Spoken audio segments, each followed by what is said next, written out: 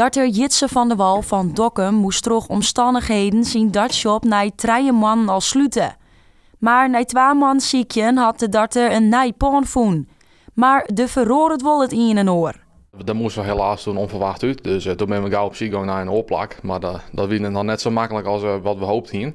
Maar we hadden inmiddels nou het voen en we hadden het concept een beetje onpast. Nou een dartcentrum en ik ga de winkel dan gewoon van het huis. Dus zo gaan we dat nou een beetje aanpassen. Er hingen wel wat spultjes hier in het centrum. Maar dat is meer voor degenen die rond darten binnen hadden bijvoorbeeld even wat stikken gehad. Dat ze dan even gauw wat pakken kunnen nog. Het is wel wat lichter dan wat we eerst hier. Maar goed, we gaan er wat moois van maken.